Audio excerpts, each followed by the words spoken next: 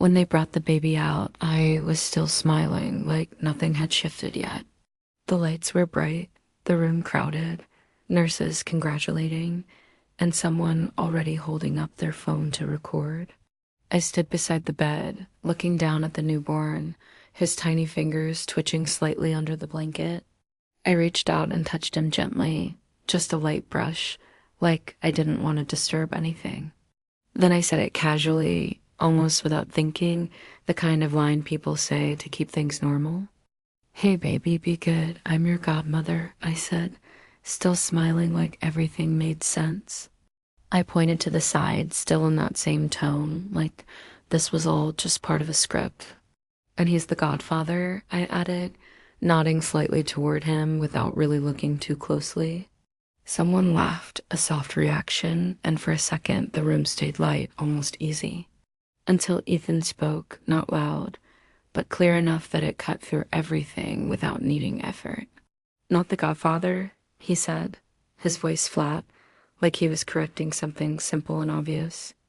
I was still smiling then, even glanced at him, thinking he was just playing along with it. Then he said, "I'm the dad." No pause, no build-up.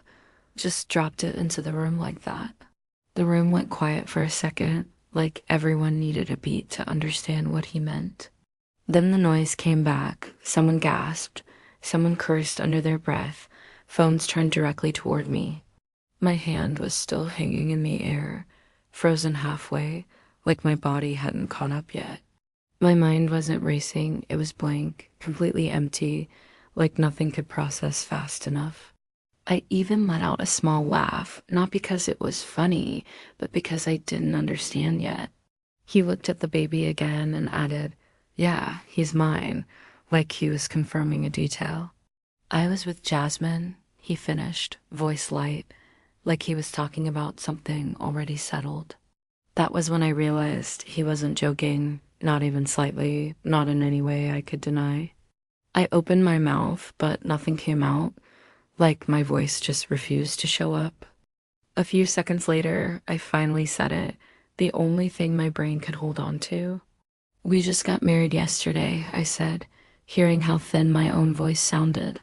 He sounded annoyed when he replied, not guilty, just irritated at being interrupted in that moment. "Can you not do this right now?" He said like I was the one making things difficult. "Don't make this complicated," he added, like everything could stay simple if I just cooperated. "What I had with her wasn't serious," he said, even smiling slightly when he said not serious. "If I wanted to marry her, I would have done it already," he said, like that proved everything. He looked at me and asked, "She didn't tell you?" Like I was missing something obvious. "I used to be her boyfriend, her first," he added, like it was just background information. My face started to heat up, not from crying, but from being watched by everyone in that room. I knew they were all looking at me, and I knew most of them had already chosen a side. I don't remember clearly how I left the hospital. That part feels broken and incomplete. I only remember getting home and starting to destroy things, like that was the only thing left. I tore the wedding photo off the wall, glass shattering across the floor beneath my feet. I stepped on it without feeling anything, like pain didn't register the way it should anymore. I ripped decorations off the walls, one after another, until the room didn't look like ours. The bed frame tilted from the force, the room chaotic, but it felt exactly right at the time. Ethan came back quickly, walked in, looked around, and didn't even ask what happened. He grabbed my hand first, checking it carefully, lowering his head to see if I was bleeding. "Did you cut yourself?" he asked calm, like that was the only part that mattered to him. I almost laughed, not from happiness, but from how absurd that question felt in that moment. I didn't answer, and after confirming I wasn't hurt, he finally started talking about everything else. "Don't do this," he said evenly, like he was explaining something logical and reasonable. "I married you because you're suitable," he continued, without hesitation, like it was rehearsed. "You're stable, you can handle things, and you're willing to step back when needed. You're good for marriage, he said, finishing the thought like it was a practical conclusion. Only after that did he add, Jasmine isn't, like she was being evaluated in comparison. She's too emotional. She can't live this kind of life, he said, dismissing her in one sentence. Hearing that, my mind actually became clearer, like everything suddenly aligned into one pattern. I asked him, then if you already have a child with her, why did you marry me? Can we not talk about this now? He said, already turning away from the conversation. She's still in the hospital. I need to bring her something to eat, he added casually. He walked into the kitchen, started cooking, movement smooth, practiced, familiar in a way. I stood at the doorway watching him and suddenly remembered something Jasmine once told me. She said her ex couldn't cook, but learned every day just because she was picky about food. Back then, I thought she was lucky that someone would do that much just for her preferences. Now I realize that person had always been him, just hidden in plain sight all along. All the details started connecting, how she always handed him sunglasses before I could react. She knew he didn't eat scallions, and every time she fell, he was the first to reach her. When she got sick, he would leave everything behind just to go to the hospital for her. And I had always been there too, not ignored, but treated as something already guaranteed. I said, let's get divorced, the words coming out steady, clearer than anything before. His phone rang, he glanced at it, saw Jasmine's name, and answered immediately without hesitation.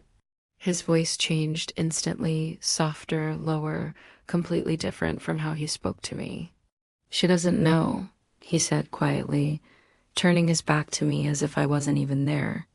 Don't overthink it, I'll handle it, he continued, calm, reassuring, like he was protecting her. I stood there listening without interrupting because suddenly I didn't feel like I had a place. After hanging up, he looked at me and said, let's leave it like this for now. Don't tell her, he added seriously, like this was something I should naturally agree to. She doesn't want to lose you as a friend, he said, completely serious, not joking at all. That sentence stopped me more than anything else, not the betrayal, but how he defined my place. Like they had already decided where I belonged long ago, and I was only finding out now. Soon after, Jasmine texted me, asking when we were going on our honeymoon trip. Then she sent a photo of herself feeding the baby, wearing a ring identical to mine. I stared at that picture for a long time, my chest tight, but still unable to cry. I started packing my things, getting ready to leave, because staying suddenly felt impossible. At the back of the closet, I found an old phone, picked it up without thinking too much. I tried a password, her birthday, and it unlocked instantly without any resistance at all. The lock screen was a photo of them kissing, and I paused before continuing further. The notes were all about her, her cycle, her diet, her appointments, every detail tracked. The photo album was worse, endless, stretching from when she was 12 years old to yesterday. Her sleeping, laughing, crying, entering the delivery room, every moment carefully captured and saved. Some photos even had me in them, blurred in the background, like I didn't belong there. That was when I realized something clearly. After 3 years of marriage, we had almost nothing. Except for the wedding photos, there wasn't a single real picture of us together. He had been everywhere with her, places I didn't even know existed in his life. I put the phone back carefully, didn't break it, didn't take photos, just closed it quietly. I texted my agent, I'll take the Los Angeles project, keeping it simple and final. I pulled my suitcase downstairs, and just as I stepped out, he caught up with me quickly. He grabbed me hard and said, Jasmine's in trouble, his voice urgent and strained. She cut her wrist, he said quickly, blaming it on something I supposedly said earlier. I froze for a second, trying to respond, but before I could, he shoved me into the car. He ran red lights all the way to the hospital, not caring about anything except getting there fast. He told the doctor, She's O negative, use her blood like I was a resource, not a person. I was taken inside, seated, examined, everything moving around me like I had no control. Then the doctor said, she's pregnant, she can't donate blood, and I looked down slowly. My mind was still empty when he said, then don't keep the baby, save Jasmine first. That was when I finally felt fear, real fear, and grabbed him, trying to stop this. That's your child, I said, but he didn't even look at me while giving the order. They held me down, the needle went in, and my blood was drawn tube after tube. I didn't scream, didn't struggle, just stared at the light above me without moving.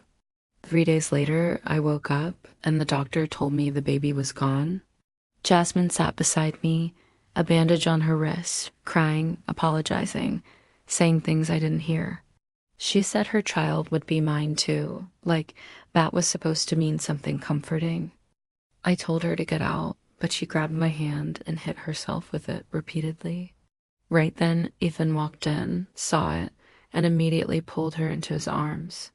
I was dragged off the bed, bleeding again, calling for a doctor, but no one came back.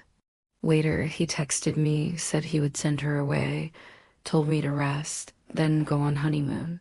I looked at that message, feeling nothing, just a quiet sense of absurdity settling in. But the real thing happened the next day, when everything escalated beyond anything I expected. He stormed into my room, slapped me in front of nurses, then shoved a phone in my face. He accused me of exposing Jasmine, didn't listen to my denial, just dragged me out violently. He pushed me into a room filled with cameras and a line of men already waiting inside. To bury the news, we need something bigger, he said coldly, like it was just strategy. You know what to do, he added, then walked out, leaving the door to close behind him. That was when I understood completely. He didn't just not love me, he could use me entirely. Use me until I was destroyed, until there was nothing left of me worth keeping. Everything after that was public, screens in malls, news reports, my name everywhere attached to it. And then the death notice, saying I had taken my own life, closing the story neatly. Later, he found out the email wasn't from me, and the child wasn't even his. Jasmine only wanted to tie him down, and even admitted she pushed him toward me back then. She was jealous of me and jealous that he eventually developed real feelings somewhere along the way. In the end, he exposed everything himself, dragging both of them down publicly and completely. But by then, none of it mattered anymore, not in the way it should have. 2 years later, in Los Angeles, I sat in a cafe, hearing on the radio he got life. I put my coffee down, my hand shaking slightly, but it steadied quickly afterward. Paul brought me the bag I forgot, asked if I wanted to go hiking with him. I said no, and when someone joked asking if he was my boyfriend, I just smiled. No, I said, he's family, and that felt more real than anything else I had before. Later, up on the hilltop, the air was cool, and they gathered around me again quietly. They sang me a birthday song, voices soft, uneven, but without any hidden weight behind it. Back then, no one was watching me, not like before, not waiting for something to happen. No one was keeping track of me, no one expecting me to fail or break under pressure. No one needed me to sacrifice anything for them, no invisible rules forcing me into place. I looked at the candles flickering in the wind, their light trembling but still steady. Someone told me to hurry, said the wax was starting to drip down the sides already. So I leaned forward, lowered my head, and blew them out in one slow breath. I didn't make a wish, not even a quiet one, not even something I could pretend to want. Later, someone asked what I had been thinking about while staring at the candles like that. I said nothing, just shrugged a little, like it didn't matter enough to explain properly. But it wasn't really nothing, not completely empty, just something I didn't want to share. I just didn't feel like saying it out loud, and maybe I never really will anyway.